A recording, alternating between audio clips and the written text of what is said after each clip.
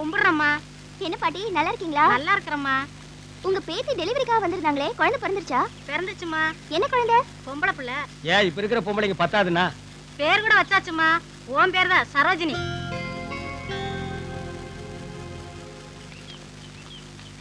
இன்னும் கொஞ்சம் தூரம். Good morning. Sundar, where are you put up? I am staying at 16 Yermalai Street. Rekha, why are you learning English? Because of English is a world language. If I learn English, I can travel to many countries. Ramu, तुम्हारा बाप का नाम क्या है? मेरा बाप का नाम मुनुसामी. मीनाक्षी, तमिलनाडु के मुख्यमंत्री कौन कौन था? पहले आंध्र केसरी प्रकाशम था, उनके बाद ओमंदूर रामसामी था, फिर कुमार स्वामी राजा था, आगे मूधन्य राजाजी था, उनके बाद तरुण तलेवर कामराज था, फिर भक्तवचलन था, उनके बाद அறிஞர் அண்ணா था, फिर कलाஞர் करुणानिधि था, उनके बाद புரட்சி தலைவர் எம்ஜிஆர் था, आगे Stop it. இதுக்கு மேல வேற யார் பேரையாவது சொன்ன? ஆமா. Sorry sir. எங்க காலத்துல இதெல்லாம் படிக்கூடாம ஆக்கிட்டாங்களேங்கற ஒரு டென்ஷன்ல தான் நான் நிறுத்திட்டேன். உங்களை எதுக்காக அழைச்சிட்டு வந்தேங்கறதையே சொல்ல மறந்துட்டேன்.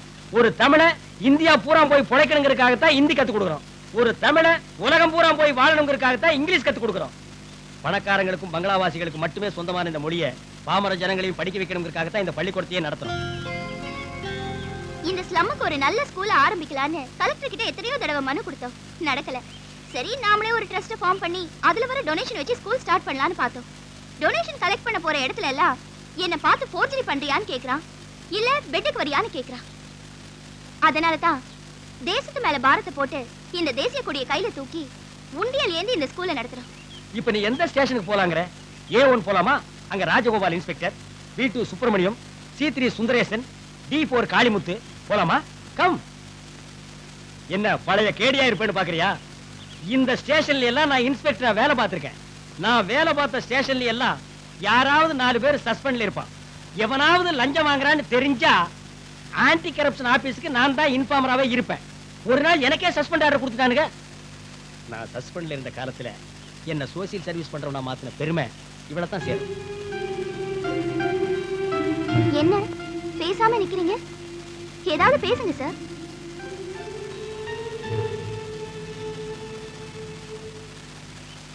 I love you.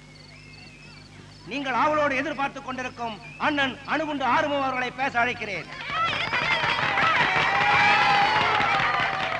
இந்த இயக்கத்தின் பிரச்சார பீரங்கி அண்ணன் அணுகுண்டு ஆறுமுகத்திற்கு இந்த மலர் மாலை அணிவிக்கிறேன்.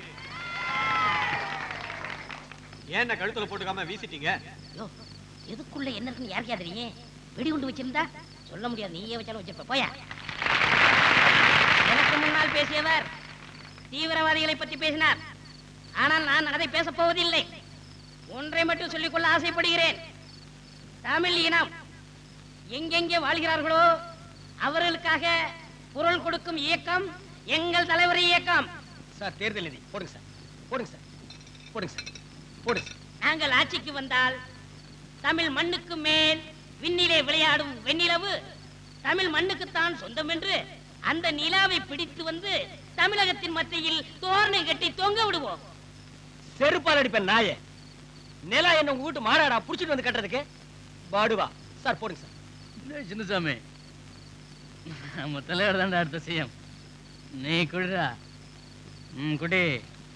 நாங்கள் ஆட்சிக்கு வந்தால் தமிழ் மண்ணிலே பிறந்த அத்தனை பேருக்கும் கடலுக்குள் ஆளுக்கு ஒரு ஏக்கரா பட்டா போட்டு கொடுப்போம்.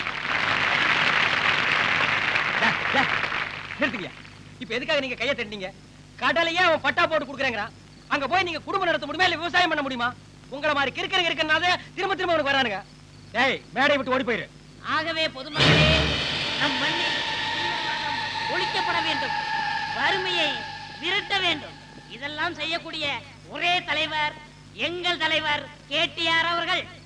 அதனால் தான் சொல்கிறேன், வருகின்ற தேர்தலில் அவரை தோற்கடித்து வெற்றி பெற செய்து முதலமைச்சராக்குவோம். இப்பொழுது நம் இயக்கத்தின் தலைவருக்கு இந்த பகுதியை சேர்ந்த வட்ட செயலாளர் மாலை அனுப்பார்.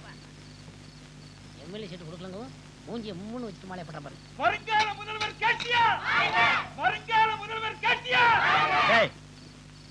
என்ன யாரை பார்த்தாலும் வருங்கால முதல்வர் முதல்வர்னே சொல்றீங்க? ஒரு சேஞ்சா இருக்கட்டும், வருங்கால பிரதமர் வாழ்கன்னு சொல்லுங்க. வருங்கால பிரதமர் கேட்டியா? பிரதமர் ரேஞ்சு காசு போடு. இத பாருங்களேன். யோ, எனக்கு இங்கிலீஷ் தெரியாது, உனக்கு தெரியாதயா? எனக்கு மட்டும் தெரியுமாக்கா? இதெல்லாம் வச்சுக்கிட்டா தான் நம்ம கட்சியில அறிவாளின்னு சொல்லுவாங்க. அப்போ வச்சுக்க.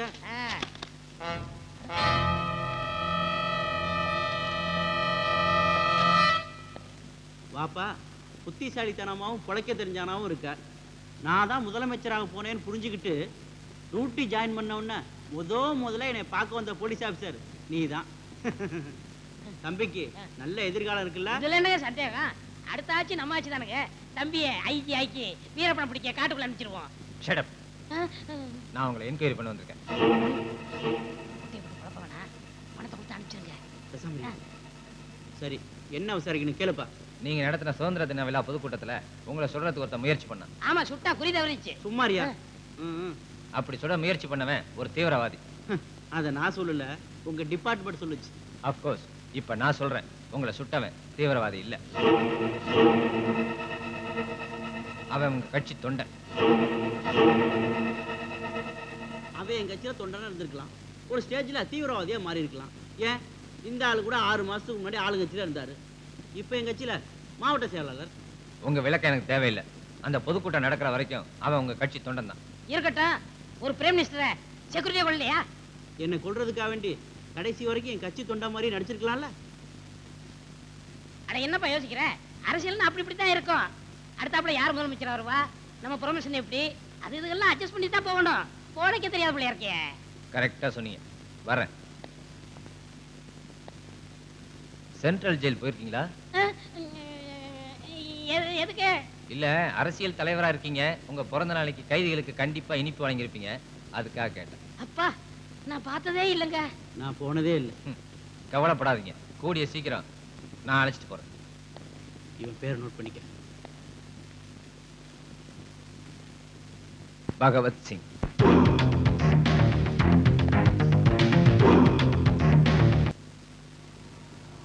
ஏய், வாங்கடா வாங்கடா, எல்லாரும் வாங்கடா. என்னைக்கு இல்லாம நம்ம தெருவில் இன்னைக்கு போலீஸ் ஜீப் வருது, அது என்னன்னு தான் பாத்துருவோம். அட, நம்மாளு வாடகைக்கு ட்ரெஸ் வாங்கி போட்டு வர்றானா?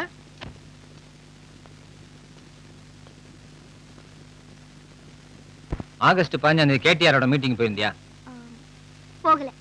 போயிருக்க? போகல. நீ போயிருக்க. அங்க ஒரு கட்சி தொண்டனை தீ வச்சு கொளுத்திருக்காங்க, அத நீ பாத்துருக்க.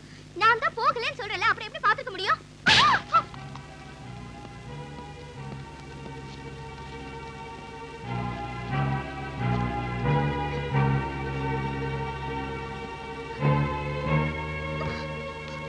சொல்லு, அவனை யாரோ பெட்ரோல் ஊத்தி கொளுத்திருக்காங்க, அத நீ பாத்துருக்க? இல்ல இல்ல இல்ல. போய். நான் உங்களை கட்டிக்க போறவ, நான் போய் சொல்வேனா?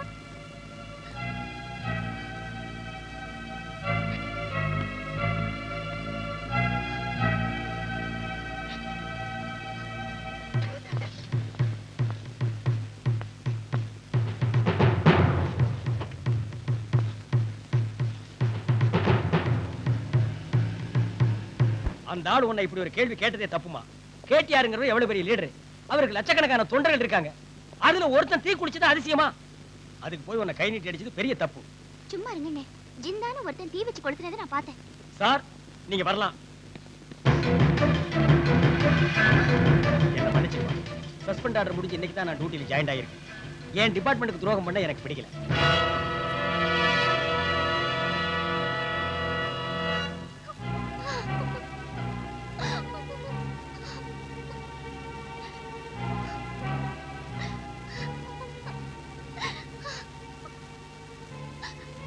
Stop it.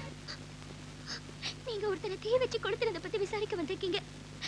நான் என்கிட்ட படிக்கிற ஸ்டூடெண்ட்ஸ் எல்லாம் தீ வச்சு கொடுத்தப்பட்ட கூடாதுங்கிறதுக்காக தான் உங்ககிட்ட போய் சொன்னேன். என்ன மன்னிச்சிருங்க. யார் அந்த ஜிந்தா? அவன் யாருன்னு எனக்கு தெரியாது, நேர்ல பார்த்து அடையாளம் காட்டுவேன். சார், ஒரு நிமிஷம். ஒரு ரவுடி கும்பலே வந்து இவளை மிரட்டிட்டு போயிருக்கிறத பார்த்தா இந்த கேஸ்ல நீங்க எடுக்கிற ஒவ்வொரு ஆக்ஷனும் இப்படி ஆபத்தா முடியும் சார். ஸ்கூலுக்கு பந்தோபஸ்துக்கு ஏற்பாடு பண்ணுங்க. இனிமே இந்த பொண்ணு வெறும் சரோஜினியா இருந்தா தானே மிஸ்ஸஸ் பகவத் சிங் ஆயிட்டா?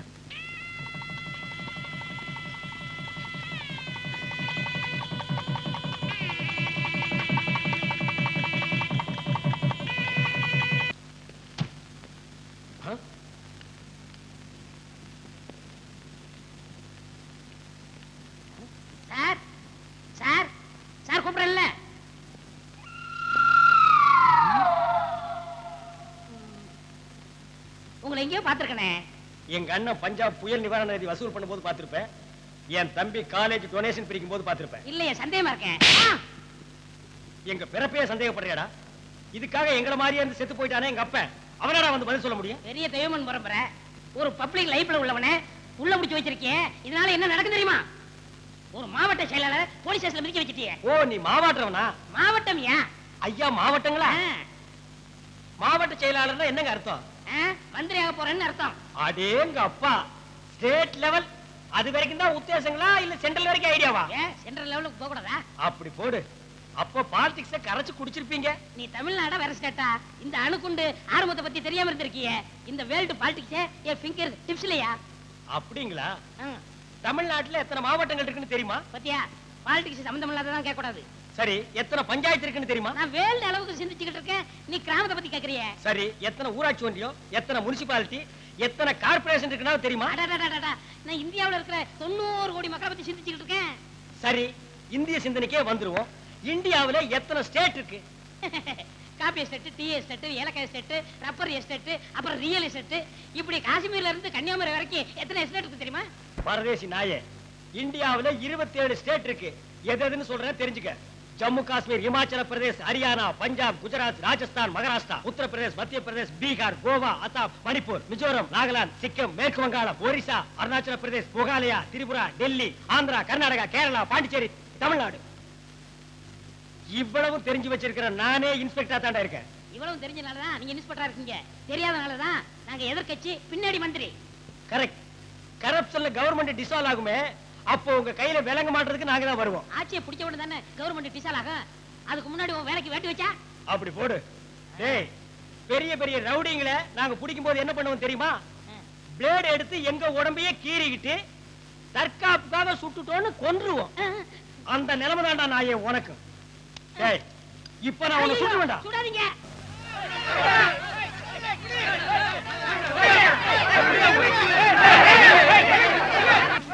இல்லங்கப்பா.